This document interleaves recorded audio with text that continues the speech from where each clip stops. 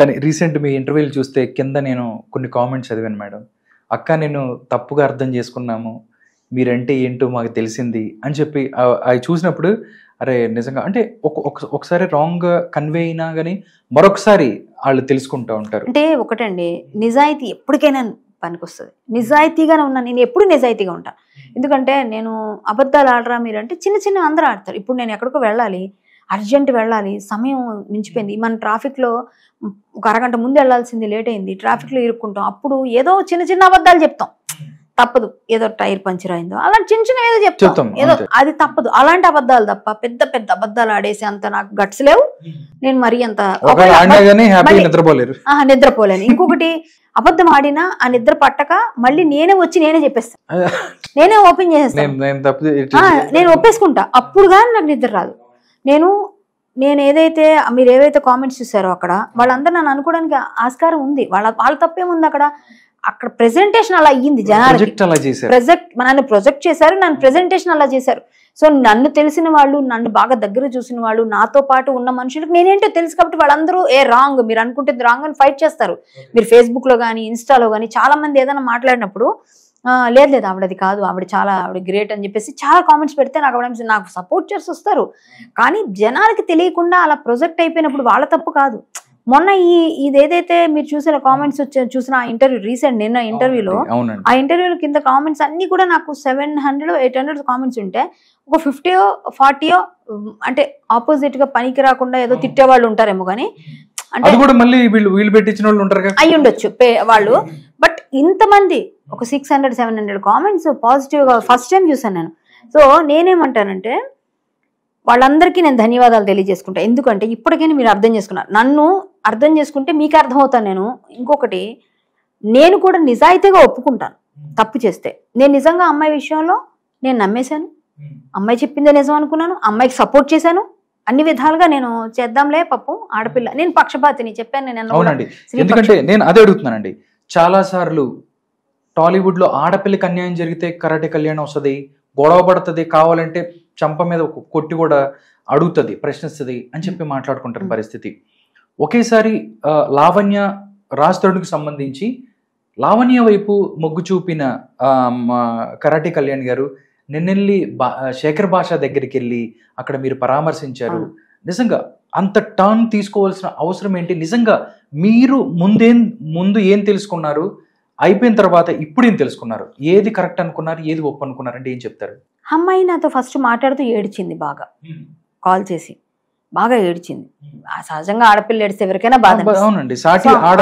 నాకు ఎందుకమ్మా ఏడుస్తున్నావు అని చెప్పి అన్నాను. అమ్మాయితో మాట్లాడాను, అమ్మాయి నాకు అన్ని చెప్పింది, ఏవో చెప్పింది. అమ్మాయి చెప్పింది నమ్ముతాం కదా. సో అమ్మాయి చెప్పినప్పుడు నేను నమ్మాను. నాకు తెలిసి అదే రాజ్-తరుణ్తో నేనేం మాట్లాడలేదు, నాకు ఈ శేఖర్ భాష కూడా తెలియదు, ఎవరు తెలియదు. సో నేను తనే కాల్ చేసి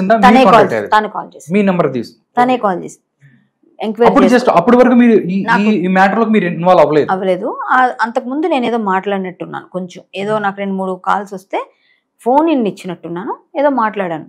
సో నేను ఎక్కడ హట్ అయ్యానంటే శేఖర్ భాష విషయంలో నేను ఎప్పుడు ప్రత్యక్షంగా ఇందులో ఎంటర్ అవ్వాల్సి వచ్చిందంటే, శేఖర్ భాష గారు నువ్వు పడుకోలేదా అని సంథింగ్ ఏదో ఒక వర్డ్ వారు, అది నాకు తప్పు అనిపించింది. అమ్మాయిల్ని నువ్వు అంత రూడ్గా ఎలా మాట్లాడతావు? నువ్వు అబ్బాయి కావచ్చు, నీకు అమ్మాయి ఫైట్ ఉంటే మీ ఇద్దరు చూసుకోండి, వాళ్ళిద్దరు ఏమైనా పడతారు, వాళ్ళు పడినాయి, నేను అందులో ఎంటర్ అవ్వను, నువ్వు ఎంటర్ అవ్వక్కర్లేదు, నువ్వు చూసుకోది. కానీ నువ్వు అమ్మాయిని అలా మాట్లాడడం, అమ్మాయిని అంత డిఫేమ్ చేస్తూ మాట్లాడడం తప్పు. ఇది మహిళా కమిషన్ దాకా వెళ్తే నీకు చాలా సీరియస్ గా ఉంటుంది.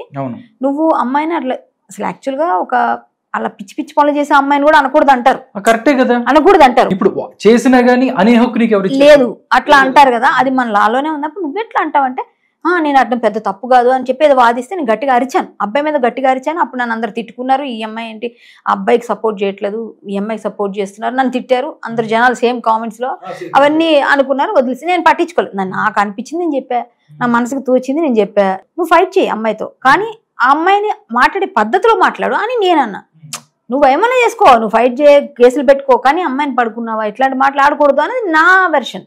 సో అమ్మాయిని అట్లా అనకూడదు, ఏ అమ్మాయి అయినా, అమ్మాయి చేసినా కూడా అనకూడదు. నువ్వు తర్వాత మాట్లాడు, చేస్తే దానికి నిరూపించి అప్పుడు జనాలే చెప్తారు. నువ్వు ఎట్లా అనేస్తావు, నువ్వు అలా చెప్పకూడదు కదా అని నేను అది అన్నాను, అయిపోయింది అక్కడతో.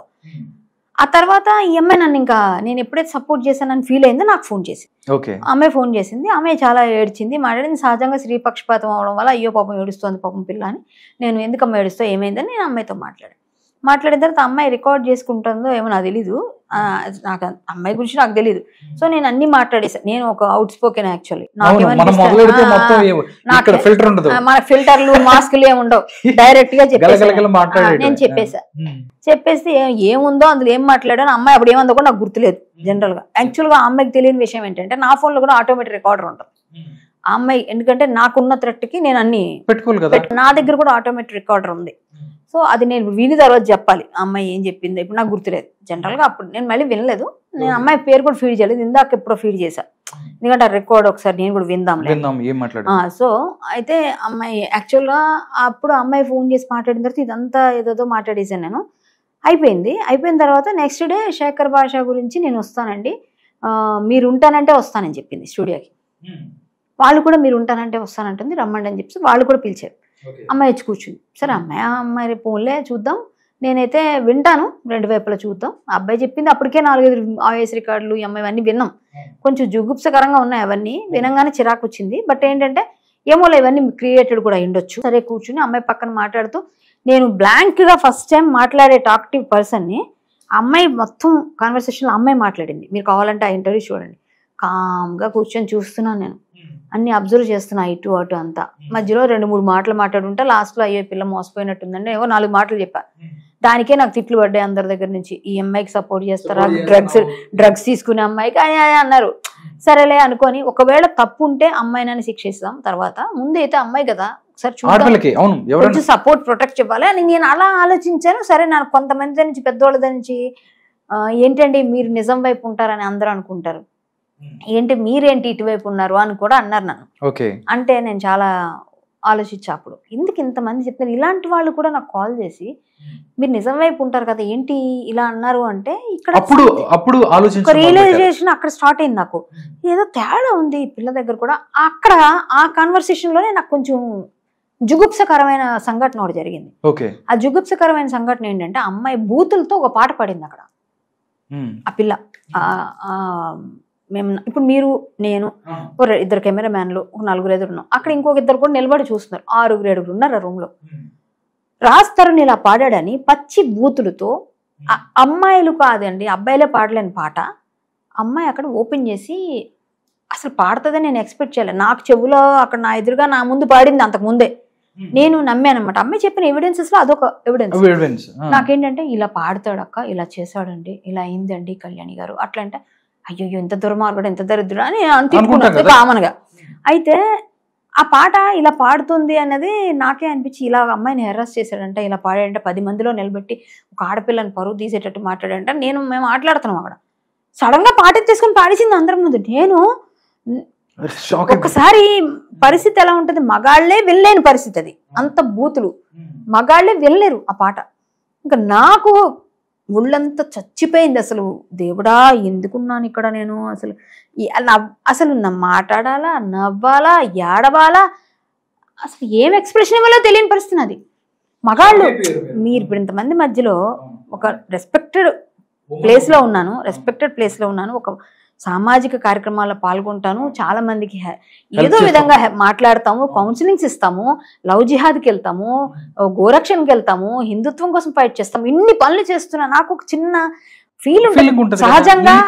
సహజంగా బిడియం ఆడపిల్ల, అది కాకుండా ఒక ఎంత ఆడపిల్ల అయినా కొంచెం కొన్ని వినలేం, భయంకర కొంచెం చిరాకు వస్తుంది. అవి చాలా వల్గర్ పాట పాడేసరికి నేను షాక్ అయిపోయాను అక్కడ. సో అమ్మాయి అంత వరస్ట్ పాట ఎప్పుడైతే పాడిందో అప్పటిదాకా ఆమె మీద కొంచెమైనా ఒపీనియన్ ఉన్నది నాకు పూర్తిగా పోయిందండి, పూర్తిగా పోయింది. ఈ పిల్ల సంథింగ్ బియాండ్ ఇంకేదో ఉంది ఈమె వెనక, ఈమె కరెక్ట్ కాదు అని నాకు మనసు బాగా చెప్పింది. కొంచెం మనకు 6 సెన్స్ పనిచేస్తుంది. అంతవరకు కూడా అమ్మాయికి నేను సపోర్ట్ చేద్దాంలే, పాపంలే కొంచెం ఏదైనా ఉందేమో, వీళ్ళు ఏమన్నా అమ్మాయిని వాడుకొని 10 సంవత్సరాల దాకా ఇది చేసి వదిలేశారు అంటున్నారు, ఇలా చేయకూడదు అమ్మాయిల్ని, వాళ్ళకి తెలియాలి అని నేను అనుకున్నదాన్నే. అబ్బాయి నిజంగా తప్పు చేస్తే నేను వెళ్ళాలనుకోలేదు, కానీ వచ్చి నేను వాడాల్సి వచ్చింది, అందులో నేను వెళ్లకుండానే వచ్చి అందులో పడాల్సి వచ్చింది. కాబట్టి సో నేను ఏదో ఒక సపోర్ట్ ఈ అమ్మాయికి ఇద్దాంలే అని ఫస్ట్ అనుకున్నదాన్నే, కానీ ఇవ్వలేదు, డైరెక్ట్ సపోర్ట్ ఎప్పుడు ఇవ్వలేదు. కొంచెం అట్లా ఏదో అంటీ అంటున్నట్టుగా చెప్పిన దాన్ని ఆ పూర్తిగా విరమించుకోవాలని ఫిక్స్ అయ్యా అక్కడ ఆ స్టూడియోలో ఆ రోజు జరిగిన సంఘటన. అది తర్వాత 2-3 ఆ ఇంటర్వ్యూలే అమ్మాయి లై అని అర్థమైంది నాకు.